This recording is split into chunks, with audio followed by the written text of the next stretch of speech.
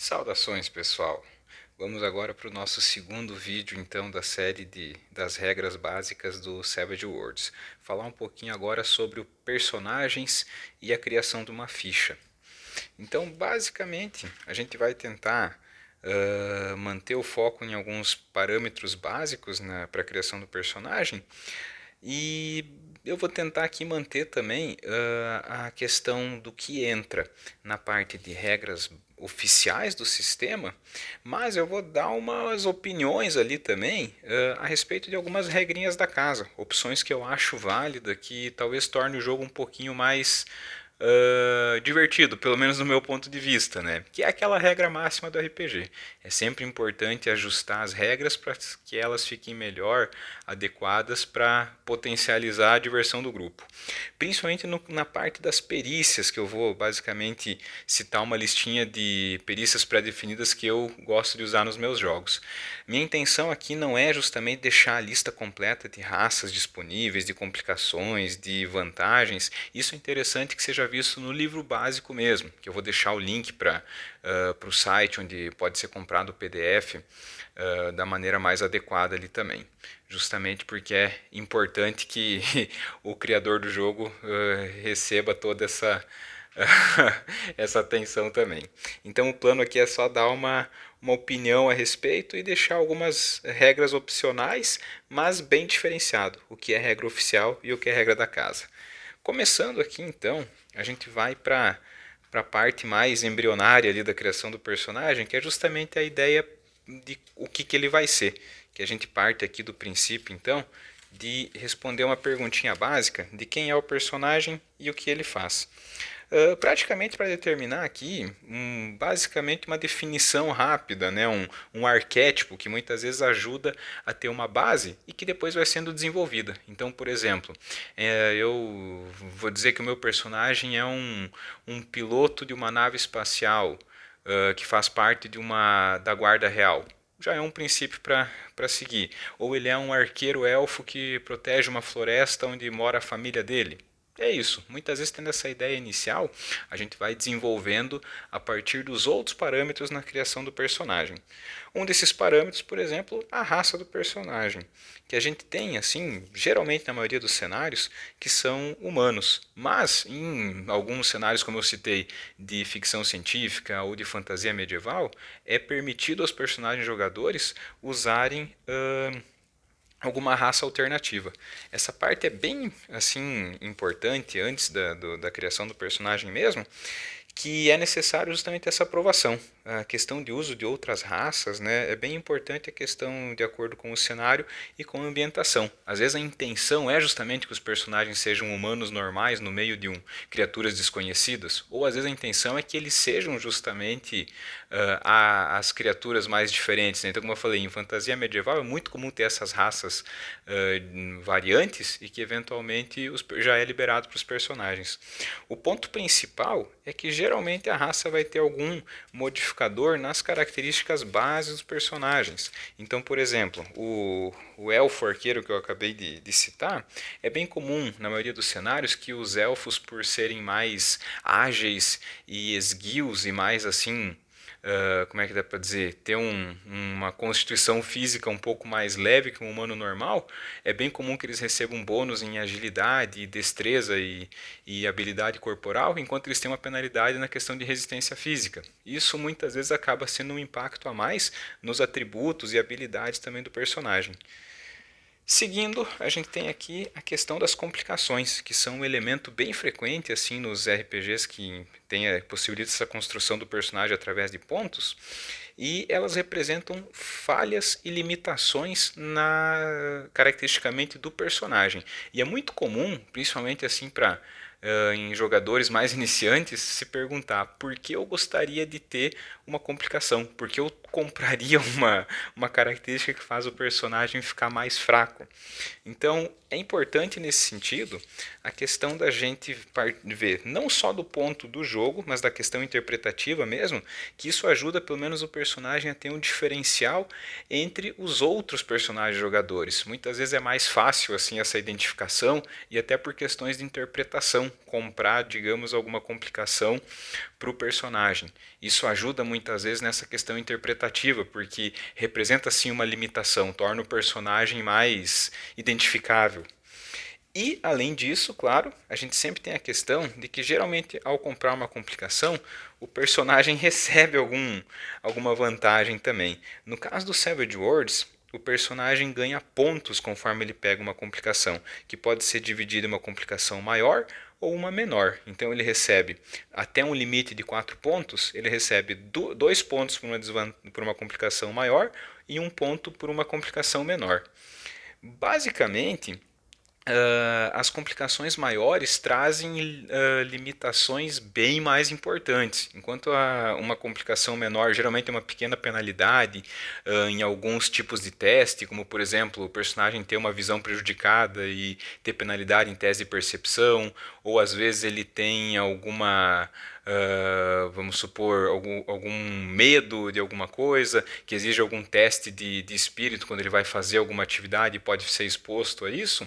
As complicações maiores geralmente trazem penalidades bem mais importantes ou em situações muito mais recorrentes. Então, por exemplo, o personagem pode não ter uma mão, ou o personagem pode ser cego, ou ele pode ter uma visão muito prejudicada, ou ele pode ter ele pode ser já procurado por alguma organização. Tudo isso depende, então, de que quanto mais prejudica a vida do personagem, mais pontos ele ganha.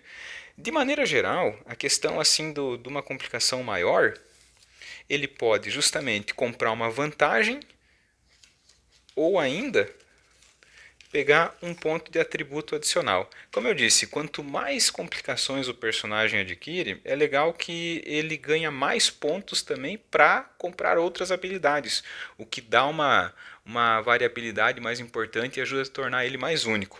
Da mesma maneira, a gente tem aqui que uma desvantagem menor, apesar de trazer menos prejuízo, também não traz tantos pontos assim. Então, geralmente ele pode comprar um ponto de perícia adicional, ou eventualmente aumentar o seu dinheiro inicial. É bem assim interessante montar o personagem até pela questão de ajudar a montar a história dele. Então, como eu falei, eventualmente o personagem fez o jogador fez um personagem que tem, vamos supor, algum inimigo que está combatendo alguma organização criminosa. É bem possível de comprar essa organização criminosa como se fosse um inimigo menor, se ela aparece lá de vez em quando para atrapalhar o personagem, ou um inimigo maior, né, no caso, uma complicação mais importante, se ela está sempre na cola do personagem, atrapalhando os planos deles, mandando capangas para tentar atrapalhar ele. Então isso é bem importante diferenciar.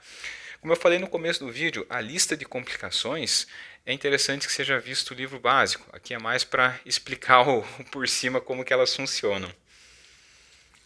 A parte aqui, um outro detalhe, é sempre importante lembrar que as complicações adquiridas no decorrer do jogo não fornecem um ponto. Então, por exemplo, na criação do personagem, eu comprei a complicação onde eventualmente ele não tem uma mão, praticamente eu vou ganhar os pontos para isso.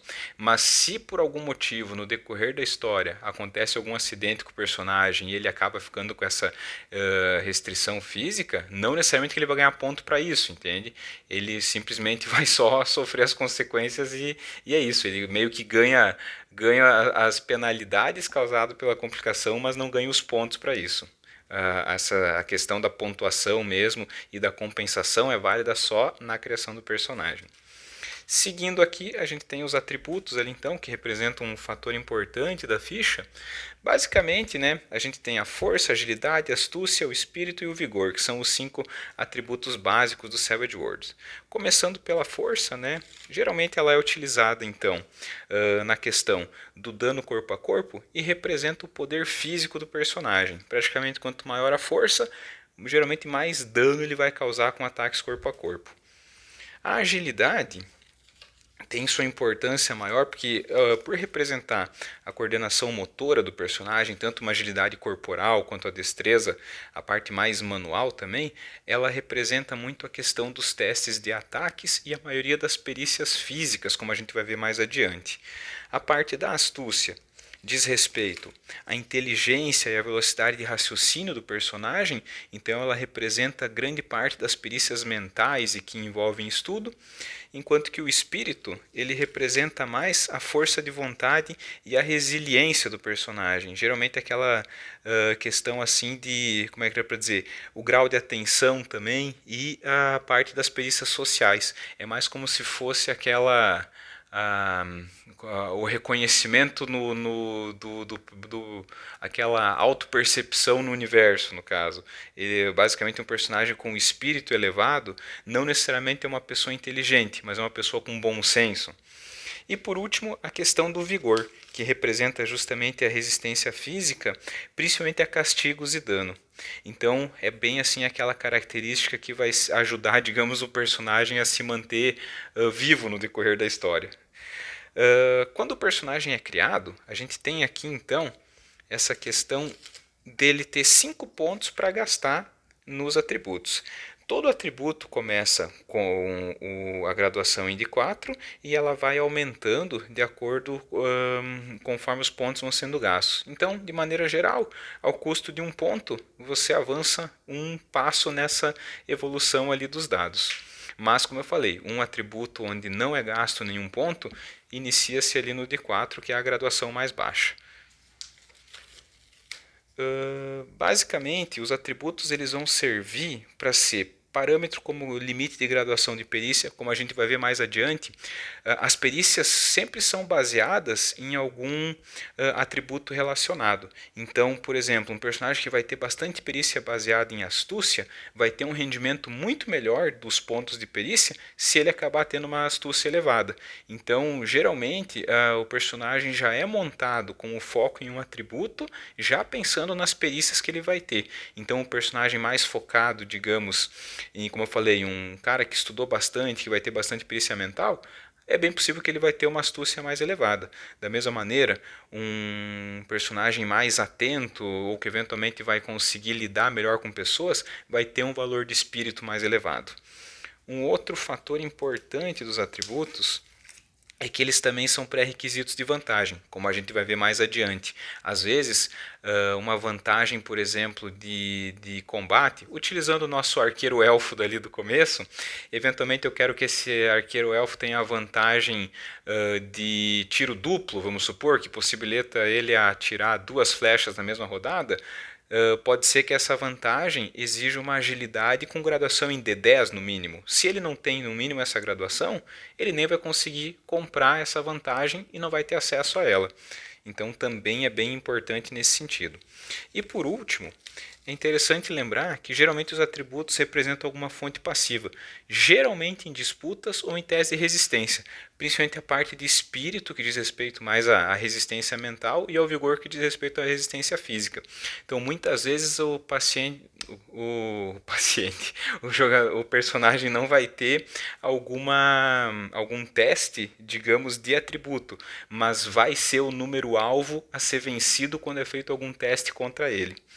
Por último, a gente tem aqui essa questão de que os valores maiores, além dessa graduação, podem até ser obtidos, mas basicamente não que o personagem vai ter um dado maior, eles começam a se traduzir em bônus, ou seja, após a graduação de D12, a próxima é o D12 mais 1, depois é o D12 mais 2, depois D12 mais 3 e assim por diante. Muitas vezes esses valores ainda vão precisar de uma justificativa muito boa, porque os personagens normais muitas vezes vão ter numa graduação no máximo até o D12. Seguindo aqui então dos atributos, a gente vai para as características derivadas. De maneira geral, vai ter um foco maior nelas duas na parte de combate, num vídeo futuro. Mas basicamente o aparar e a resistência são as mais utilizadas. O aparar representa o número alvo para o personagem digamos, para acertar o personagem em combate corpo a corpo, enquanto que a resistência representa o número alvo para ele sofrer um ferimento numa jogada de dano. Esses valores eles têm uma formulinha para ser calculada, que a gente vai se basear aqui então na questão de que equivale a 2 mais o dado de ataque, mais algum bônus de escudo, mais algum modificador adicional. Então, por exemplo, o aparar do meu personagem, que tem uma graduação em espada, vamos supor que é o D8, e eventualmente está com um escudo pequeno que fornece um bônus de mais um, eventualmente ele teria 2 mais 4 por ser meio dado, e vamos ver um escudo que fornece mais um, então 2 mais 4 mais um daria um aparar de 7. Eventual modificador adicional entra nessa questão de vantagem, como por exemplo, vamos supor, alguma raça que tem algum bônus que fornece essa facilidade em combate, ou que, por exemplo, o personagem é treinado em esquiva, então ele sempre ganha um bônus de aparar. Isso basicamente a gente vai conversar um pouquinho depois na parte das vantagens. A resistência é calculada de maneira semelhante. A gente vê ela como 2 mais meio dado de vigor, mais o valor da armadura, e da mesma maneira algum modificador adicional também. Então, depois que o aparar é vencido, eventualmente o personagem precisa ter sua resistência vencida para sofrer dano. Como eu falei, esses detalhes ali a gente vai falar mais na parte de combate ali no caso, mas aqui é mais para apresentar o conceito mesmo. Aqui só um lembrete também, da mesma maneira em níveis mais elevados, né? Eventualmente quando o personagem tem algum atributo que seja, por exemplo, D12 mais 2, D12 mais 4, só para lembrar que o bônus ele vale meio dado e meio bônus também. Então, por exemplo, um D12 mais 4 daria 6 mais 2 aqui no caso, no meio valor, e não necessariamente o 6 mais 4 também. Seguindo, a gente vai para as perícias. Então, as perícias representam aqui um elemento fundamental no jogo, porque praticamente vai ser a parte mais utilizada, porque elas são usadas para fazer teste representando as ações descritas pelos personagens. Então é fundamental aqui a gente ver que assim, elas são bem importantes na questão do cenário, porque como eu disse, aqui a gente vai ter algumas sugestões a mais no caso, mas de maneira geral, a intenção é que elas sejam determinadas através, num primeiro momento, da utilidade ou eventualmente da parte da complexidade. Então, como que a gente vai ver? Num exemplo inicial, como eu falei, aqui usando navegação ou aço navegação, a gente pode pensar o seguinte: se eu vou jogar num cenário onde eventualmente os personagens são piratas ou a navegação é um ponto importante, eu não preciso ter uma perícia de aço navegação, representando assim a questão de controle de naves e pilotagem nesse sentido. E o contrário é válido. Se eu vou usar um cenário de ficção científica, onde o foco vai ser os personagens como pilotos de naves espaciais, a perícia navegação de navio também perde importância. Então ela pode simplesmente ser eliminada dessa questão. Ou a gente pode querer ser um pouquinho mais assim, pegar uma abordagem mais detalhada e justamente diferenciar na questão da complexidade, como por exemplo, determinar que existe uma perícia única de pilotagem que vale para qualquer meio de locomoção, ou ainda separar essa perícia em dirigir, em navegar e em pilotar, para fazer justamente perícias diferentes e deixar mais assim direcionado e mais complexo. Ainda é possível dentro de cada uma, como eu falei, como tem aqui o exemplo, às vezes dirigir pode ser de maneira geral para um carro ou para qualquer automóvel, ou a gente pode ainda separar veículos de esteira, veículos de rodas, veículos flutuantes. Navegar pode ser usado para barcos a motor, a vapor, a vela. O pilotar pode ser usado para hélice rotatória, para asa fixa, para alguma nave espacial, e assim basicamente ser determinado antes de começar o jogo qual vai ser o grau de complexidade. Às vezes o foco nem vai ser essa questão de pilotagem, então cria-se uma perícia única e valeu. Às vezes uma parte interessante é justamente que os personagens tenham esse foco maior, então é válido essa criação de grupos e subgrupos de perícia ali também.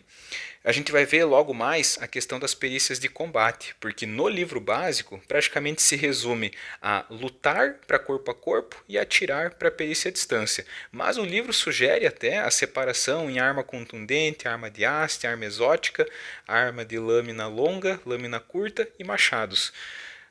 É uma opção também que muitas vezes é válida no sentido que abranger tudo o combate numa perícia só é bom pela simplicidade, mas às vezes acaba tirando um pouco daquele realismo no sentido do personagem que sabe lutar com uma arma, sabe lutar com todas daí também.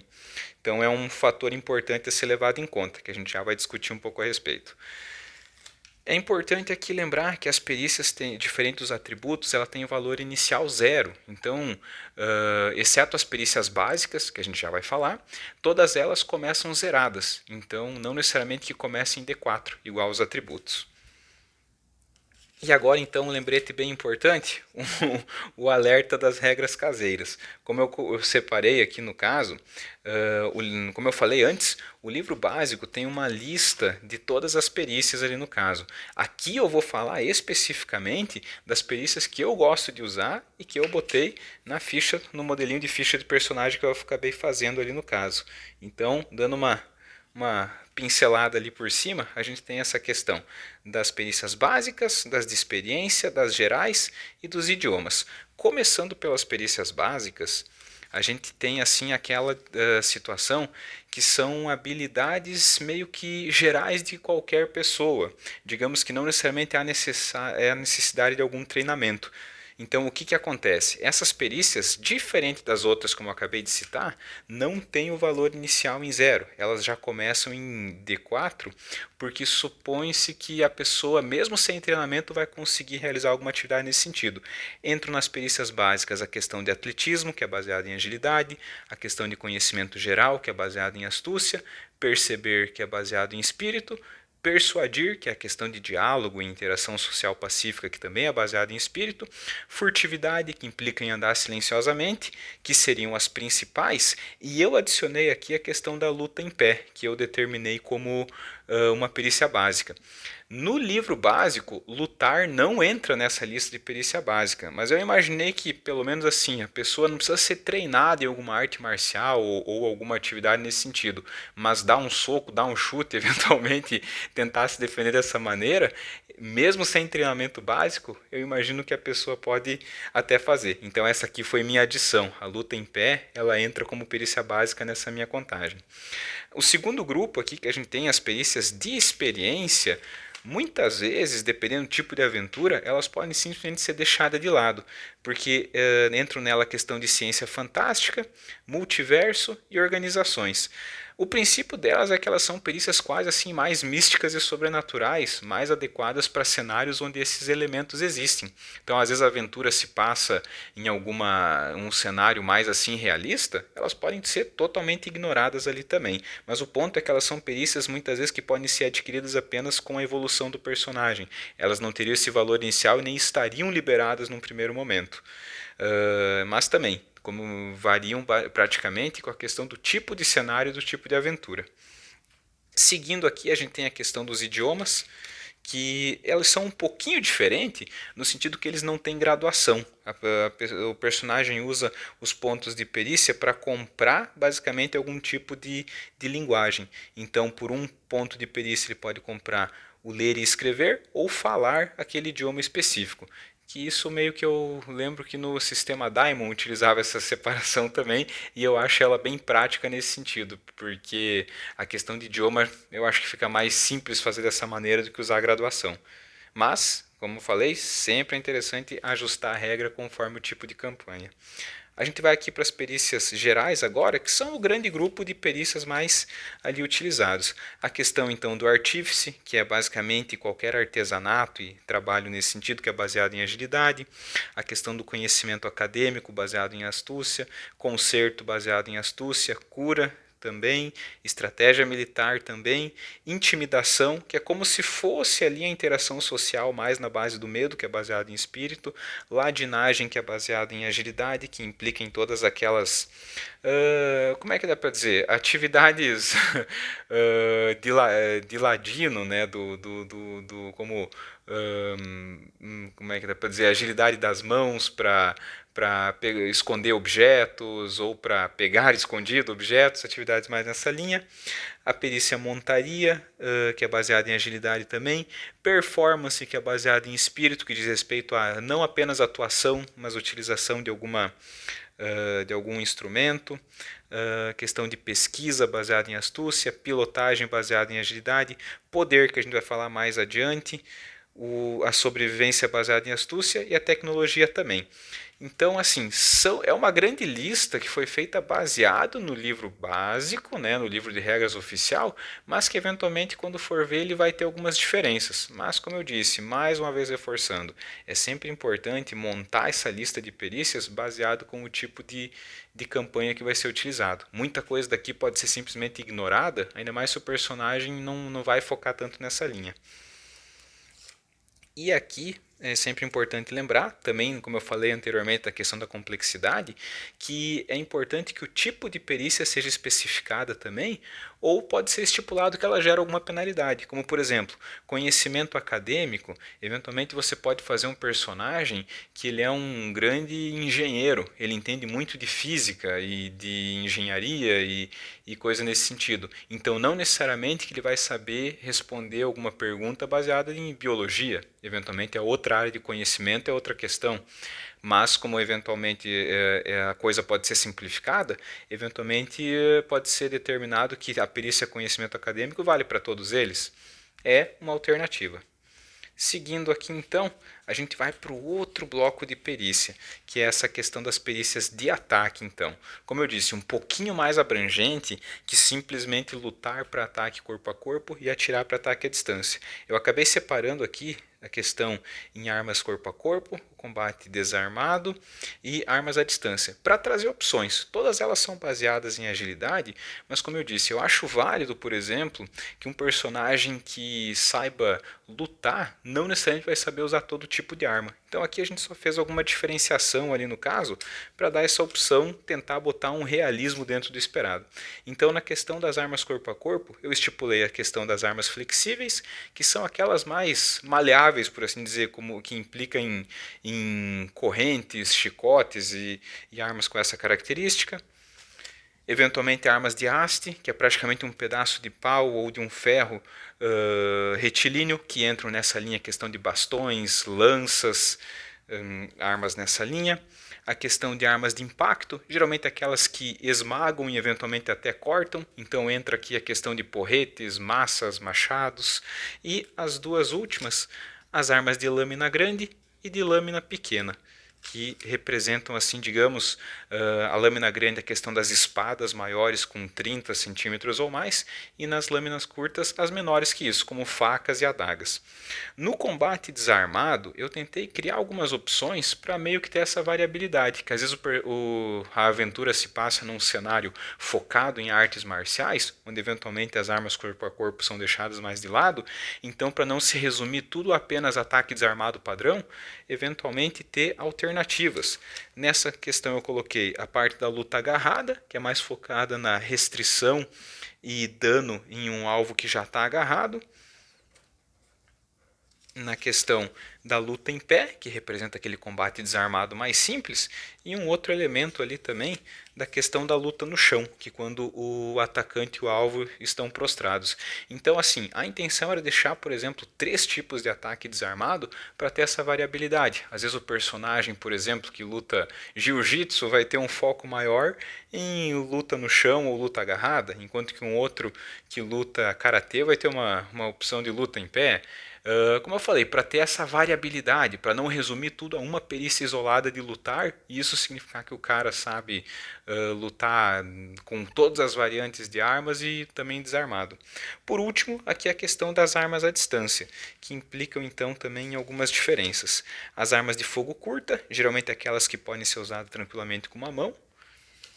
As armas de fogo longa, que obrigatoriamente implicam o uso de 2 mãos para carregar. E a gente segue aqui com artilharia pesada, que são armas que exigem apoio, tripés ou apoio, por exemplo, armas veiculares. E por último, a questão aqui das armas de arremesso, que são aquelas que são efetivas apenas quando jogadas no alvo. Então entram aqui questão de desde pedras e como em utilizar uma funda ou alguma arma nesse sentido, ou até granadas mesmo. Ou seja, que a intenção é justamente o personagem arremessar ela para perto do alvo ou no alvo. E por último, a questão de armas de flecha e virote, que disparam setas de maneira geral. Então essas aqui seriam as opções de perícias de combate, ao invés de usar apenas o lutar que o livro oficial sugere. Mas, mais uma vez reforçando aquela regra máxima, é sempre importante determinar isso antes do começo do jogo ali também. Agora a gente vai aqui então para a questão dos pontos de perícia. Para gastar em tudo isso que eu citei, o livro oficial coloca que o personagem teria 12 pontos.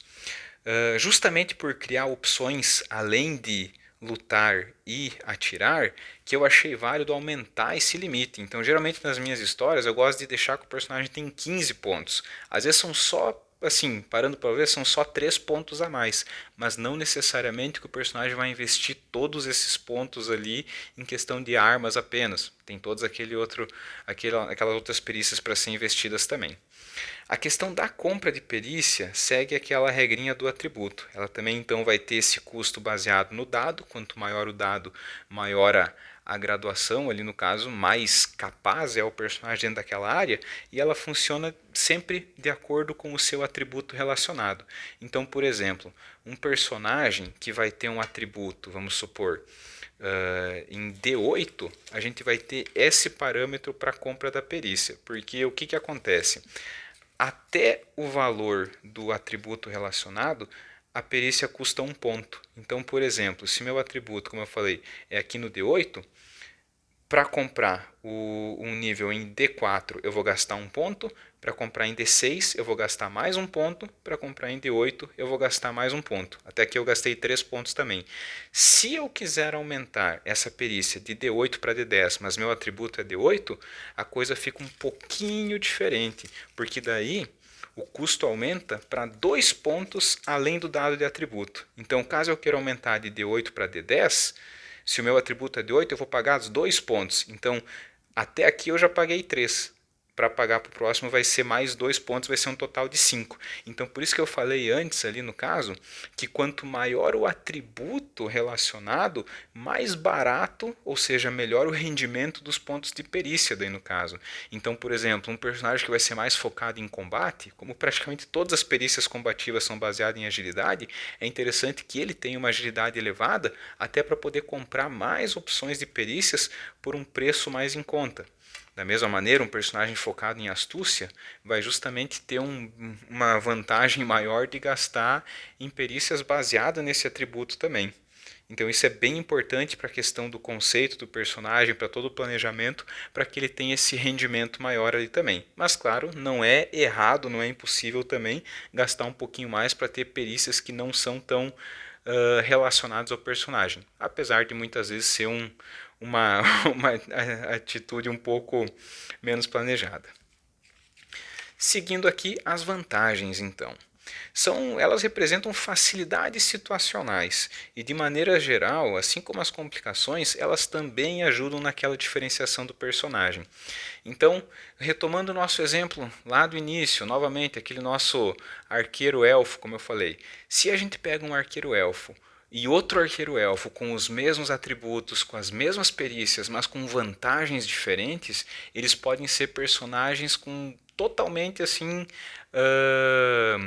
peculiares, totalmente individuais e não ter nenhuma, como é que dá para dizer, nenhuma semelhança tão clara, mesmo tendo esses parâmetros de ficha iguais, mas com vantagens diferentes. Então, por exemplo, se um desses arqueiros é mais focado na questão de uso de arcos, eventualmente ele vai ser muito melhor, talvez muito mais preciso, talvez cause mais dano, talvez seja um combatente à distância muito mais importante, muito mais perigoso que o outro arqueiro que optou por pegar vantagens, por exemplo, de sobrevivência ou de, como é que dá para dizer, de comando, né, que é uma vantagem que dá bônus de moral para os aliados, que eventualmente um pode ser o caçador oficial, o outro pode ser só o chefe de um grupo de caçadores. É uma situação assim diferente, mas é bem importante lembrar que assim, a questão das vantagens, geralmente elas vão interferir em testes, fornecendo algum bônus ou eventualmente penalidade para os outros personagens,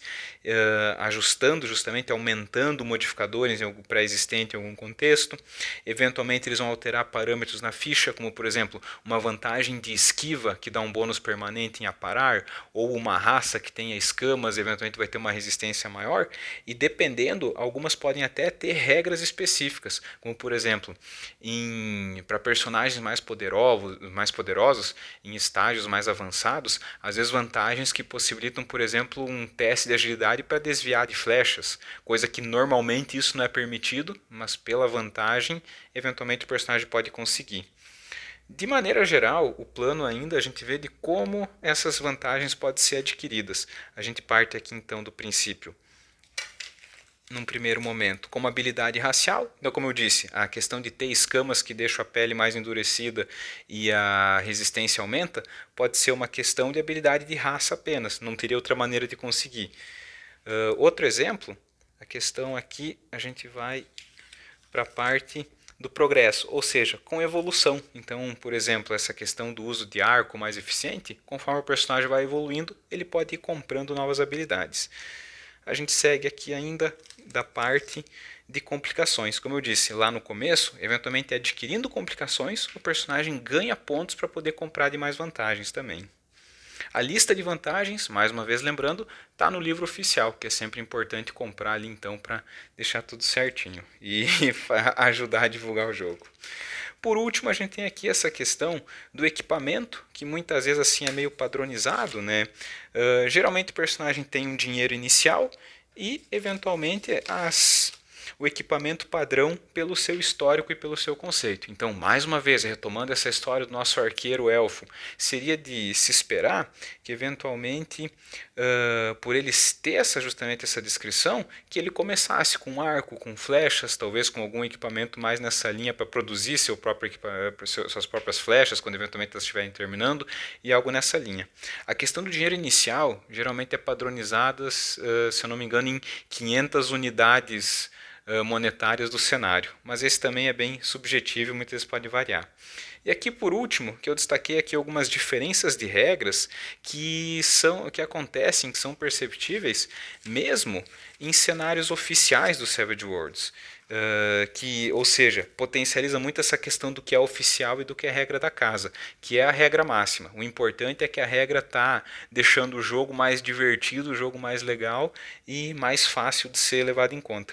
Então aqui só para citar alguns exemplos, o Deadlands é um dos cenários mais famosos do Savage Worlds e ele usa um cenário, digamos, de Velho Oeste, mas com elementos sobrenaturais.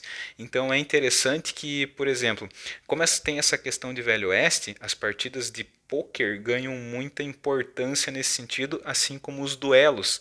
Então, o próprio livro tem as regras para que quando você vai ter um duelo entre personagens, coisa que é bem comum nesse cenário de Velho Oeste, os personagens fazem teste de perícia, mas assim, a jogada principal é na verdade uma partida de poker. Então, no fim das contas, quem vence mais teste pode até pegar a carta adicional, se eu não me engano, para montar uma mão, mas no final ganha o duelo quem tiver a melhor mão de poker. Então é um elemento que não tem nada a ver com a regra do jogo, porque mistura outro jogo no caso.